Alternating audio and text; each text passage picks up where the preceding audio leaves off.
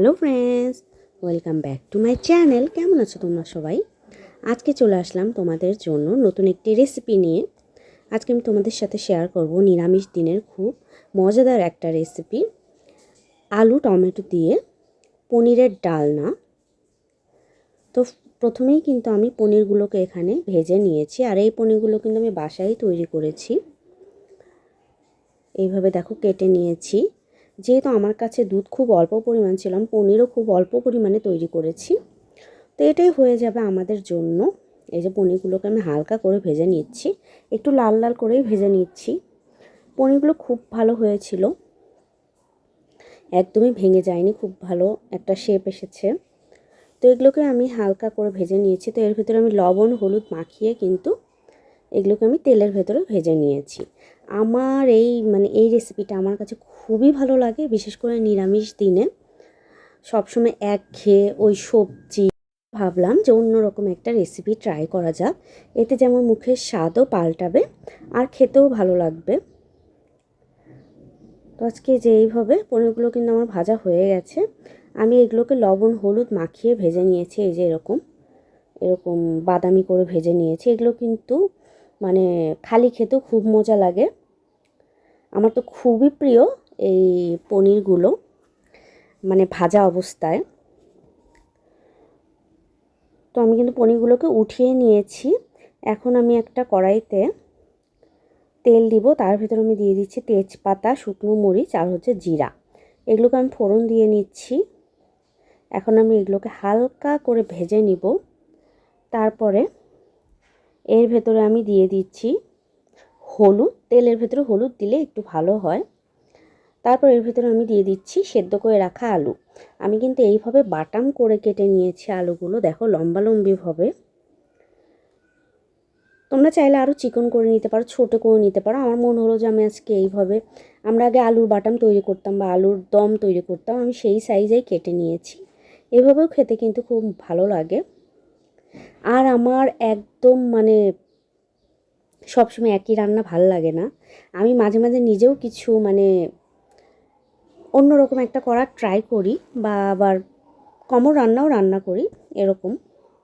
এই যে দেখো আলুগুলোকে কিন্তু আমি একটু ভেজে নেব। তারপরে এর ভেতরে লবণ দিয়ে দিচ্ছি পরিমাণ মতো। লবণ দিয়ে আমি একটু নেড়ে চেড়ে আরেকটু আমি এগুলোকে ফ্রাই করে নিব।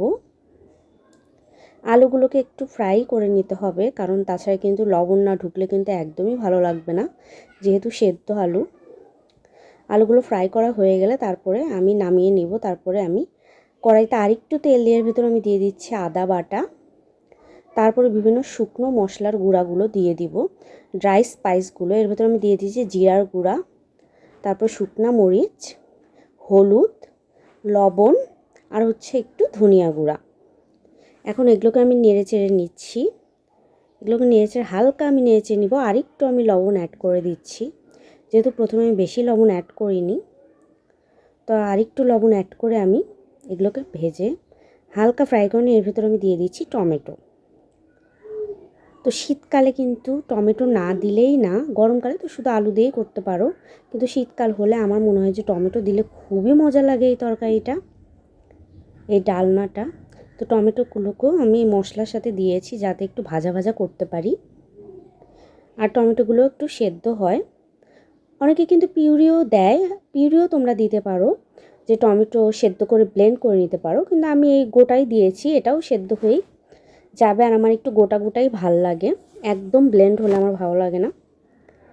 তো এই যে দেখো একটু কিন্তু ঢেকে দিয়েছিলাম আমি, এই যে সেদ্ধ হয়ে গেছে।